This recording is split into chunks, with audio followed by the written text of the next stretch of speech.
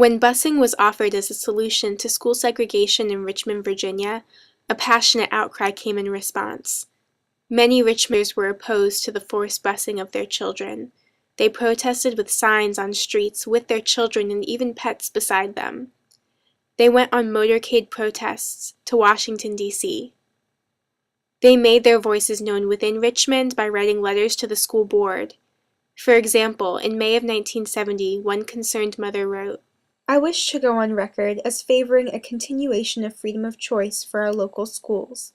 This plan has worked well for the years it has been in effect. I am very much opposed to the busing of my child.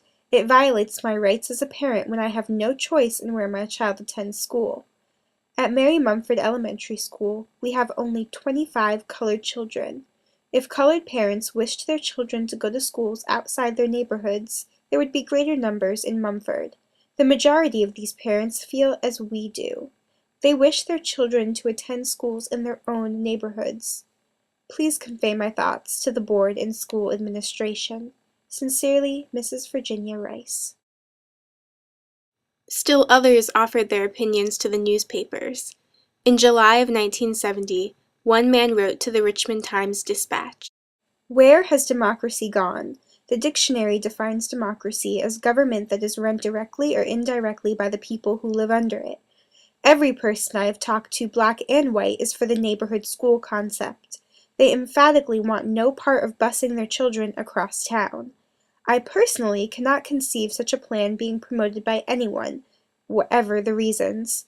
The courts would do well to keep in mind the fact that this is a democracy and comply with the sensible wishes of the people. I certainly didn't volunteer for the Navy in World War II to be told later that my children must be bused across town. Wake up, America. Robert N. Haney."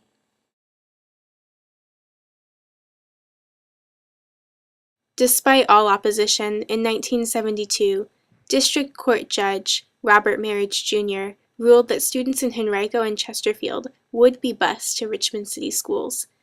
Silas Elwood, a George Wythe alum, recalls the experience of busing from a youth perspective. "They bused the white kids to Elkhart, they had like 99 buses.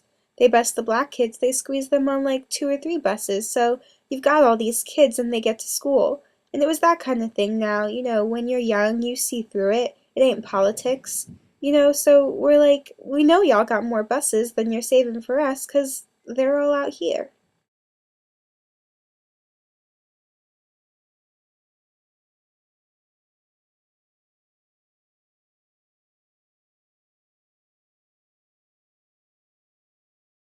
Busing proved to be a complex social and political issue that to this day some regard as the failed experiment, while others regard as one of the best things that happened to them.